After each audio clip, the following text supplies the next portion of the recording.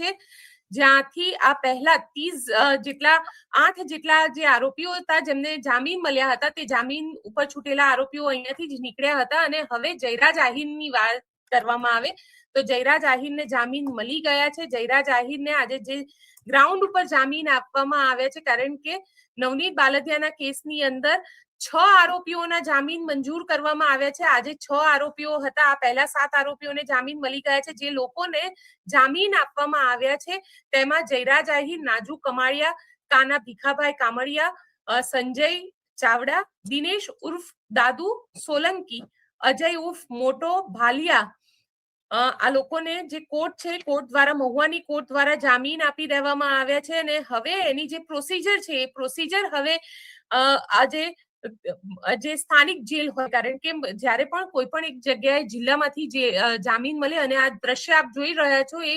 ભાવનગર જિલ્લા જેલના છે, અને ભાવનગર જિલ્લા જેલના દ્રશ્ય અત્યારે આપની સામે છે, જેમાં 6 આરોપીઓને આજે જામીન મળી ચૂક્યા છે. અને જયરાજ આહીર આજે જેલમાંથી મુક્ત થશે. એટલે હવે જે ઓર્ડર લખાયો છે કોર્ટનો, મહુવા કોર્ટનો જે ઓર્ડર છે, એ કોર્ટનો ઓર્ડર લઈ અને ભાવનગર જે સેશન્સ કોર્ટ, કારણ કે દરેક જગ્યાએ જેલ જે હોય છે એ સેશન્સ કોર્ટના અંડરમાં આવતી હોય છે, એટલે સેશન્સ કોર્ટ પાસે આ જશે. ત્યાં આગળ એક જેને કહી શકાય કે બીડું લેવાનું કામ જે છે તે કરવામાં આવશે. એટલે અહીંયાથી બીડું કલેક્ટ કરવામાં આવશે અને ત્યારબાદ અહીંયા ભાવનગરની જે જિલ્લા જેલ છે ત્યાં આગળ બીડું સબમિટ કરવામાં આવશે. અને સબમિટ કર્યા બાદ જયરાજ આહીર જે છે તેને અહીંયાથી રિલીઝ કરવામાં આવશે. ભાવનગર જિલ્લા જેલના આ દ્રશ્ય જે છે તે અત્યારે આપ જોઈ રહ્યા છો. આ આખા ઘટનાક્રમની વાત કરવામાં આવે તો આપને જણાવી દઉં કે નવનીત બાલદિયા જે કોળી સમાજના યુવક છે, કોળી સમાજ આખો મેદાનમાં આવ્યો હતો અને કોળી સમાજે ન્યાય માટે થઈ અને સતત જેને કહી શકાય કે કોળી સમાજના નેતાઓ પણ મેદાનમાં આવ્યા હતા. આ આખી ઘટના જે છે એ 29ની રાત, મોડી રાત્રે થઈ હતી, એટલે 30મી જાન્યુઆરીની સવારે જેને કહી શકાય કે આખી ઘટના થઈ હતી. અને રાતના સમયે તેને નવનીત બાલદિયાને માર મારવામાં આવ્યો હતો. આ જે માર મારવામાં આવ્યો તેના વિડીયો શૂટિંગ પણ કરવામાં આવ્યા હતા. અને વિડીયો શૂટિંગની સાથે સાથે નવનીત બાલદિયાનો એવો દાવો હતો કે કોકને વિડીયો કોલ કરી અને આ આખા દ્રશ્ય પણ બતાવવામાં આવ્યા હતા. એટલે જે દ્રશ્ય બતાવવામાં આવ્યા હતા તેના આધાર ઉપર પોલીસનું જે ઇન્વેસ્ટિગેશન, કારણ કે શરૂઆતની અંદર તો એવું થયું કે અજાણ્યા લોકોની વિરુદ્ધમાં એફઆઈઆર લખવામાં આવી. નવનીત બાલદિયાનો દાવો હતો કે હું સતત જયરાજ આહીરનું નામ આપી રહ્યો હતો, કારણ કે જે માયાભાઈ આહીર છે તેમનો દીકરો જયરાજ આહીર, માયાભાઈ આહીરે બગદાણાના ટ્રસ્ટને લઈને મુંબઈમાં એક નિવેદન કર્યું હતું, જેને લઈને નવનીત બાલદિયાએ માયાભાઈ સાથે વાતચીત કરી હતી. માયાભાઈ એક માફીનો વિડીયો પણ બનાવ્યો હતો અને એ વિડીયો બનાવ્યા બાદ જયરાજ આહીર જે છે તેમના દ્વારા નવનીત બાલદિયાને ફોન કરવામાં આવ્યો હતો અને કહેવામાં આવ્યું હતું કે કેમ આ પ્રકારે કરવામાં આવ્યું. આખા વાતની અંદર ઘણા બધા લોકો એવા હતા જેમને નવનીત બાલદિયાને પણ ફોન કર્યો હતો. નવનીત બાલદિયા પાસે આ બધાના ઓડિયો રેકોર્ડિંગ હતા, જેમાં જયરાજ આહીરનું ઓડિયો રેકોર્ડિંગ પણ હતું, માયાભાઈ સાથે જે વાતચીત કરવામાં આવી હતી તેનું પણ ઓડિયો રેકોર્ડિંગ હતું. એટલે આ આખો મામલો જેને કહી શકાય કે ચર્ચાનો વિષય 1 જાન્યુઆરીએ બન્યો. અને 1 જાન્યુઆરીએ જ્યારે આ આખો ચર્ચાનો વિષય બન્યો ત્યારે સતત સવાલ ઉભા થયા કે પોલીસ આવી રીતે કઈ રીતે ન્યાય માટે, કારણ કે કોઈ એક વ્યક્તિને ન્યાય અપાવવું એ પોલીસનું કામ છે, પરંતુ પોલીસ કઈ રીતે આ કરી શકે તેને લઈને સવાલ ઉભા થયા. અને ત્યારબાદ જે ભીમાબા ઝાલા છે ડીવાયએસપી, તેમના દ્વારા જયરાજ આહીરને ક્લીન ચીટ આપી દેવામાં આવી અને કોળી સમાજનો ગુસ્સો ફૂટ્યો, કારણ કે નવનીત બાલદિયા સતત આરોપ લગાવી રહ્યા હતા કે આ આખો ઘટનાક્રમ જે છે એ ઘટનાક્રમ થવા પાછળ જે જવાબદાર વ્યક્તિ છે એ જવાબદાર વ્યક્તિ માત્ર અને માત્ર જયરાજ આહીર છે. પરંતુ જયરાજ આહીરને ક્લીન ચીટ મળતા કોળી સમાજ મેદાને આવ્યો. ત્યાં આગળ હીરાભાઈ સોલંકી પહોંચ્યા અને હીરાભાઈ સોલંકીના પહોંચવાની સાથે જ કોળી સમાજની જે રાજનીતિ છે તેની શરૂઆત થઈ. કોળી સમાજ જે છે તે ભેગો થવા લાગ્યો. કોળી સમાજ ક્યાંક ને ક્યાંક અત્યાર સુધી આપણને એવું જોવા મળ્યો હતો કે સમાજ અલગ અલગ ભાગમાં વહેંચાયેલો હોય, પરંતુ આ કેસની અંદર આખો કોળી સમાજ ભેગો થયો અને કોળી સમાજે ન્યાય માટે, નવનીત બાલદિયાના ન્યાય માટે થઈને બધા જ ભેગા થયા. કોળી સમાજના અલગ અલગ પાર્ટીના નેતાઓ પણ આવ્યા.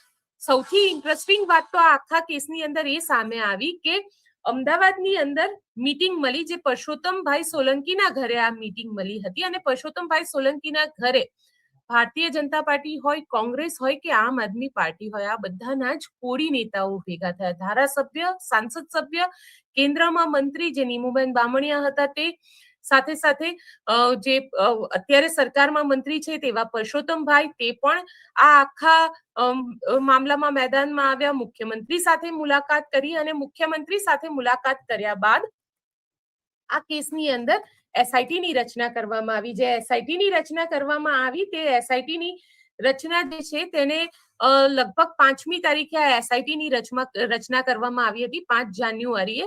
શરૂઆતમાં પૂછતાછનો દોર તો ચાલ્યો, પરંતુ 17મી જાન્યુઆરીએ સૌથી પહેલા પીઆઈ ડાંગર જે છે તેમને બોલાવવામાં આવ્યા. પીઆઈ ડાંગર ને હીરાભાઈ સોલંકી ત્યાં પહોંચ્યા બગદાણાની અંદર, અને પીઆઈ ડાંગરને ત્યાંથી પોતાની ડ્યુટી ઉપરથી લીવ રિઝર્વમાં મૂકવામાં આવ્યા. તેમની ટ્રાન્સફર ભાવનગર કરી દેવામાં આવી, કારણ કે આરોપ લાગ્યો કે તેઓ આહિર સમાજમાંથી આવે છે અને આહિર સમાજમાંથી હોવાના કારણે ક્યાંક તેમનું જે વલણ છે આખા મામલાની અંદર ઇન્વેસ્ટિગેશનનું તે પક્ષપાતી વલણ છે, અને તેના જ કારણે તેમને બરતરફ કરવામાં આવ્યા. અને ત્યારબાદ જો વાત કરવામાં આવે તો 19મી જાન્યુઆરીએ નવનીત બાલદિયાને પૂછપરછ માટે બોલાવવામાં આવ્યો હતો. આ ભાવનગર જેલના આપ દ્રશ્ય જોઈ શકો છો.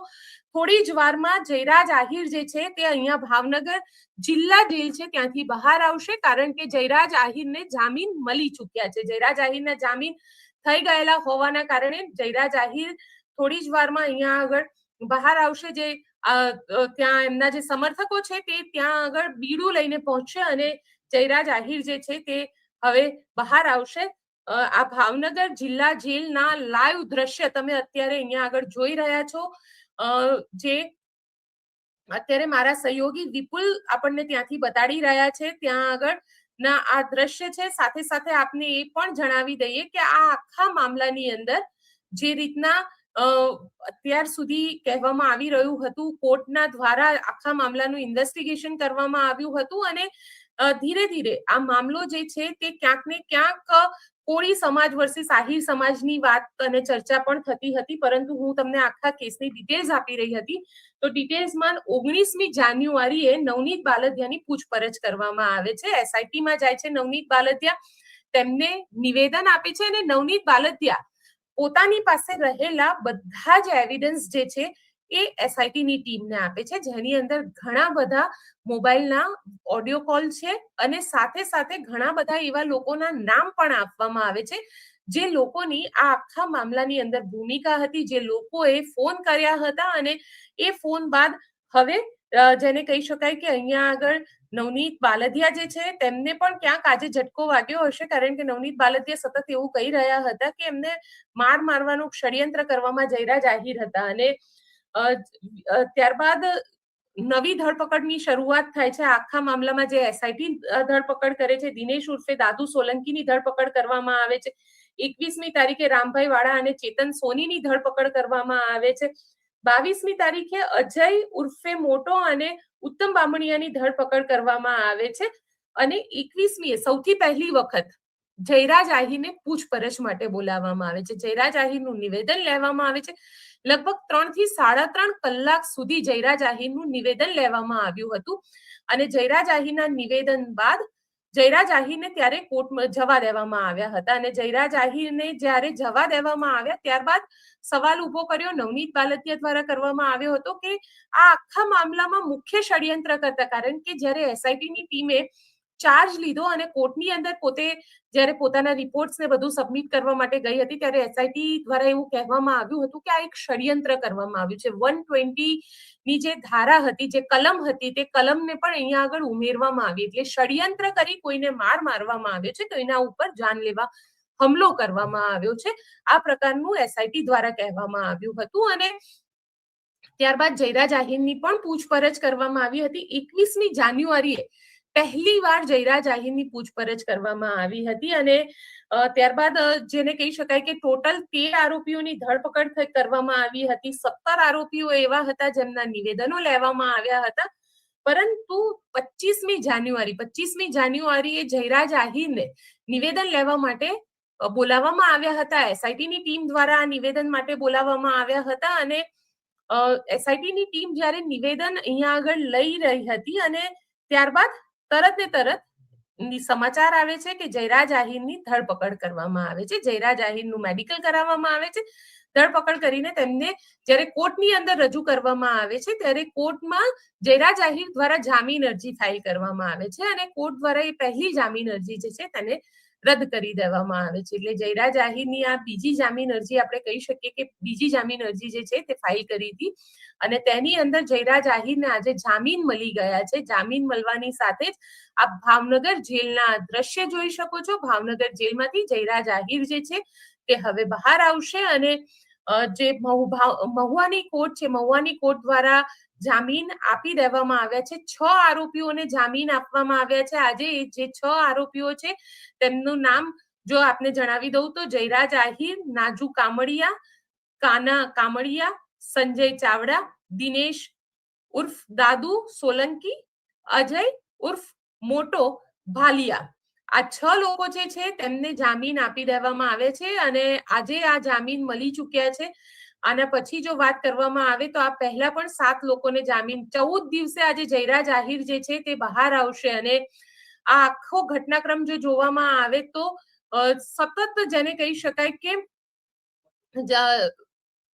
આ કેસની અંદર જ્યારે જયરાજ આહિરની 25મી તારીખે ધરપકડ કરવામાં આવી હતી ત્યારબાદ 6 દિવસે તેમને ઘરેથી જમવા માટેની મંજૂરી આપવામાં આવી હતી, ટિફિનની મંજૂરી આપવામાં આવી હતી. એટલે ટિફિનની મંજૂરી મળ્યા બાદ લગભગ જેને કહી શકાય કે પકડાયા 25મી તારીખે, ત્યારબાદ 6 દિવસ પછી તેમને ટિફિનની મંજૂરી મળી હતી. જયરાજ આહિર હજી પણ જેલની અંદર છે અને હવે તેને જામીન મળી ચૂક્યા છે. જામીન મળ્યા બાદ આજે માયાભાઈ આહિરનો દીકરો જયરાજ આહિર જે છે એ 14મા દિવસે બહાર આવશે. એટલે 14 દિવસ સુધી તેઓ જેલની અંદર રહ્યા છે અને જયરાજ આહિર આજે બહાર આવશે. કોર્ટે જામીન આપી દીધા છે. થોડી જ વારમાં ભાવનગરની આ ડિસ્ટ્રિક્ટ કોર્ટ જે છે તેના દ્રશ્ય આપ જોઈ શકો છો. નવનીત બાલદિયા દ્વારા એવો આરોપ પણ લગાડવામાં આવ્યો હતો કે આ આખા મામલાની અંદર જયરાજ આહિરને જેલની અંદર વીઆઈપી સુવિધા આપવામાં આવી રહી છે. જેલની અંદર ઘણા એવા દ્રશ્ય પણ સામે આવ્યા હતા કે જેમાં જયરાજ આહિરના બનેવી જે છે એ જેલની અંદર જતા હોય આ પ્રકારના દ્રશ્ય સામે આવ્યા. ત્યારબાદ નવનીત બાલદિયા દ્વારા એક પત્ર લખવામાં આવ્યો હતો, જિલ્લા મેજિસ્ટ્રેટને પત્ર લખવામાં આવ્યો હતો. સીધો નિશાન જે છે એ ગુજરાતના જેલ તંત્ર જે ગૃહ ડિપાર્ટમેન્ટ છે તેના ઉપર સવાલ ઉભા કરી રહ્યા હતા. કારણ કે ક્યાંક ને ક્યાંક આ આખા મામલાની અંદર પહેલા દિવસથી કોળી સમાજ દ્વારા એવું કહેવામાં આવ્યું હતું કે આ મામલામાં ક્યાંક માયાભાઈના દીકરા છે એટલા માટે તેને બચાવવાનો પ્રયત્ન કરવામાં આવી રહ્યો છે. પરંતુ હવે જયરાજ આહિર જે છે થોડીક જ મિનિટમાં અહીંયાથી જેલના આ દ્રશ્ય આપ જોઈ શકો છો. જેલ ઉપર થી બહાર આવશે અને લગભગ એવું માનવામાં આવી રહ્યું છે કે થોડી મિનિટોમાં જ, કારણ કે ભાવનગરની કોર્ટે ચુકાદો આપી દીધો છે એટલે ભાવનગરની કોર્ટનો જે ચુકાદો હોય છે તે મહુવાની કોર્ટે ચુકાદો આપી દીધો છે. એ ચુકાદો પૂરો થાય એટલે ત્યાંથી સેશન્સ કોર્ટમાં ટ્રાન્સફર કરવામાં આવે છે અને સેશન્સ કોર્ટથી એને જેલ ઉપર જે બીડું હોય છે એ લઈ જવામાં આવે છે. એટલે અહીંયા આગળ આપ આ દ્રશ્ય જોઈ શકો છો કે પોલીસની જે મુવમેન્ટ છે તે મુવમેન્ટ પણ શરૂ થઈ ગઈ છે. એવું માનવામાં આવી રહ્યું છે કે આહિર સમાજના ઘણા લોકો જે છે તે પણ અહીંયા આગળ પહોંચી શકે છે. એટલે ધીરે ધીરે જેલમાંથી આજે 14મા દિવસે માયાભાઈનો પુત્ર જે છે જયરાજ આહિર તે હવે જેલની બહાર આવશે. તમને જેલની બહાર આવતા દરેક દ્રશ્ય અમે લાઈવ બતાડીશું અને અહીંયા આપ જોઈ શકો છો કે અત્યારે જે જેલ છે ત્યાંના લાઈવ દ્રશ્ય છે. આ આખો ઘટનાક્રમની જો વાત કરવામાં દાણાના ચકચારી જે પ્રકરણ હતું અને એ ચકચારી પ્રકરણની અંદર જામીન જે છે તે જામીન હવે જયરાજ આહિરને મળી ગયા છે. આ દ્રશ્ય ભાવનગરની કોર્ટના આજે 6 લોકોને જામીન મળ્યા છે. આ પહેલા પણ 7 લોકોને જામીન મળી ચૂક્યા છે. 13 લોકોની આખા મામલાની અંદર ધરપકડ કરવામાં આવી હતી. 17 લોકોના નિવેદનો નોંધાયા હતા. જો વાત કરવામાં આવે માયાભાઈના પુત્ર જયરાજ આહિરની તો જયરાજ આહિરની વિરુદ્ધમાં જે પુરાવા હતા એવું માનવામાં આવી રહ્યું છે કે એસઆઈટી પાસે એક ફોન કોલ હતો, જે અમારા સૂત્ર કહી રહ્યા છે કે એસઆઈટી પાસે એક ફોન કોલની રેકોર્ડિંગ હતી જે એક આરોપીના મોબાઈલમાંથી મળે છે અને આરોપીના મોબાઈલમાંથી જ્યારે મળે છે ત્યારે આરોપી અને જયરાજ આહિર આ બંને વચ્ચેનો સંવાદ હતો અને એ સંવાદની અંદર જયરાજ આહિર એ આરોપીને કહી રહ્યા છે જે મારવામાં ઇન્વોલ્વ હતા. તેમને કહી રહ્યા છે કે હવે તમને પોલીસ બોલાવશે, તમારી સાથે પૂછપરછ કરવામાં આવશે, તમને કહેવામાં આવશે કે આ પ્રકારનું નિવેદન નોંધવામાં આવશે. એટલે જયરાજ આહિર દ્વારા ક્યાંક ને ક્યાંક તેમને સમજાવવામાં આવી રહ્યા હતા. હવે એ સમજાવવામાં કેમ આવી રહ્યા હતા? આરોપી સાથેનો એક વિડીયો પણ જે છે એ પછી સોશિયલ મીડિયામાં વાયરલ થયો હતો. જયરાજ આહિર અને આરોપીઓ જયરાજ આહિરના ફાર્મ હાઉસ ઉપર બેઠા હોય તે પ્રકારનો એક વિડીયો હતો અને નવનીત બાલદિયા દ્વારા દાવો કરવામાં આવ્યો હતો કે એ વિડીયો એમને માર્યા પછી એ બધા જે ભેગા થયા હતા તેનો એ વિડીયો હતો. એટલે આ આખો ઘટનાક્રમ જે છે એ અહીંયા આગળ થયો છે અને જેમ કહી શકાય કે હવે જયરાજ આહિર જે છે તે જેલની બહાર આવશે. ઘટનાક્રમની અંદર એસઆઈટી જે છે તેણે શું આર્ગ્યુમેન્ટ કરી, કોર્ટની અંદર શું આર્ગ્યુમેન્ટ કરવામાં આવી, એ દરેક વિષય વસ્તુની આપણે ચર્ચા પણ કરીશું. પણ